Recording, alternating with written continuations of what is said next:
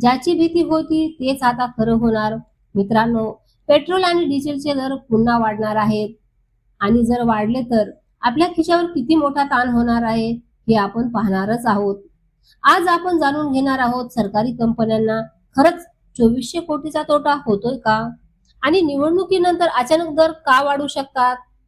थोडं थांबा, कारण सध्या जगभरात परिस्थिती खूपच तणावपूर्ण आहे. पश्चिम आशियातील युद्ध आणि आंतरराष्ट्रीय बाजारात कच्च्या तेलाचे वाढते दर, त्यामुळे भारतावरही मोठा परिणाम होत आहे. कधी कच्च्या तेलाची किंमत $120 प्रति बॅरल पर्यंत गेली, तर कधी $70 पर्यंत आली. पण तरीही भारतात पेट्रोल डिझेलचे दर स्थिर ठेवले गेले का? कारण समोर होत्या विधानसभा निवडणुका. होय, अशीच चर्चा आहे की निवडणुकामुळे दरवाढ थांबवून ठेवली गेली होती. पण आता तामिळनाडू आणि पश्चिम बंगालमध्ये मतदान संपताच मोठा निर्णय घेतला जाऊ शकतो.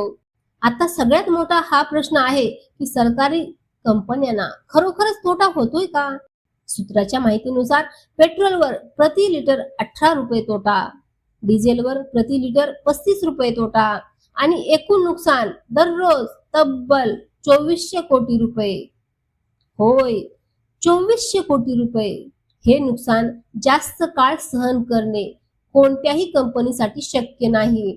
इंडियन ऑइल, भारतीय पेट्रोलियम आणि हिंदुस्तान पेट्रोलियम या सरकारी कंपन्यांनी एप्रिल 2022 पासून दर वाढवलेले नाहीत. सरकारने काही वेळा उत्पादन शुल्क कमी करून थोडा भार कमी केला, पण आता परिस्थिती हाताबाहेर जात असल्याने दिसत आहे.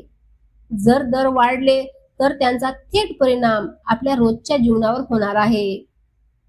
भाजीपाला महागणार आहे, दूध महाग होणार आहे, ट्रान्सपोर्ट महाग होणार आहे आणि शेवटी सर्वच वस्तू महाग होणार आहेत. कारण इंधन महाग झालं की संपूर्ण अर्थव्यवस्था हलते. आता हा मोठा प्रश्न आहे की दर किती वाढतील. अधिकृत आकडे अजून आलेले नाहीत, पण तज्ज्ञांच्या मते पेट्रोल 5 ते 10 रुपयांनी वाढू शकते, डिझेल 8 ते 12 रुपयांनी वाढू शकते. हे अंदाज आहेत, अंतिम निर्णय बाकी आहे. म्हणूनच पुढील काही दिवस खूप महत्वाचे आहेत. निवडणुका संपल्यानंतर सरकार आणि कंपन्या काय निर्णय घेतात याकडे संपूर्ण देशाचे लक्ष लागले आहे. मित्रांनो, जर पेट्रोल डिझेल महाग झाले तर तुमच्या आयुष्यावर त्याचा किती परिणाम होईल कमेंट्स मध्ये नक्की सांगा. आणि व्हिडिओ आवडला असेल तर लाईक करा. अशाच अपडेटसाठी धैर्यशील टाइम्सला सबस्क्राईब करायला विसरू नका.